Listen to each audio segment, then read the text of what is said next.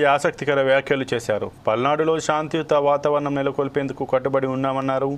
మాజీ ఎమ్మెల్యే పిన్నెల్లి రామకృష్ణారెడ్డిపై ఆయన ఆగ్రహం వ్యక్తం చేశారు. రౌడీ రాజకీయాలు చేస్తే సహించేది లేదని స్పష్టం చేశారు. పిన్నెల్లి త్వరలో జైలుకు వెళ్తారని జోస్యం చెప్పారు. అమాయక వైసీపీ నేతలను కేసులు ఇరికించాలని చూస్తున్నారని జూలకంటి విమర్శించారు. ప్రయత్నం చేస్తే చట్టపరంగా వాడిని తీసుకెళ్లే చర్యలు తీసుకోబడతాయని కూడా సందర్భంగా చెప్తా ఉన్నా.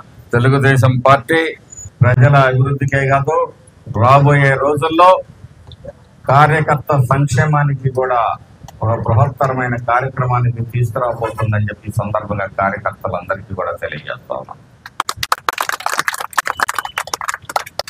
సహజమే, 20 ఏళ్ల పోరాటం, ఆశలు అన్నీ ఉంటాయి.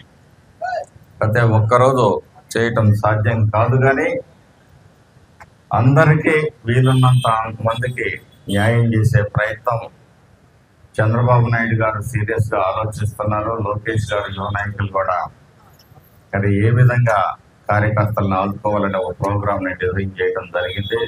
రౌడీ ఎలిమెంట్స్ అందరికీ ఫోన్ చేసి మీరు రండి, అన్నీ నేను చూసుకుంటాను అని చెప్పి ఫోన్లు చేస్తా ఉన్నాడు. మీరు 100 మంది వచ్చినా తొక్కి పెట్టి నార సాగరిస్తామని చెప్పేసి ఈ సందర్భంగా చెప్తా ఉన్నా. ఈ 10 నెలలు మా మంచితనాన్ని చూశారో, పిచ్చి పిచ్చి వేషాలు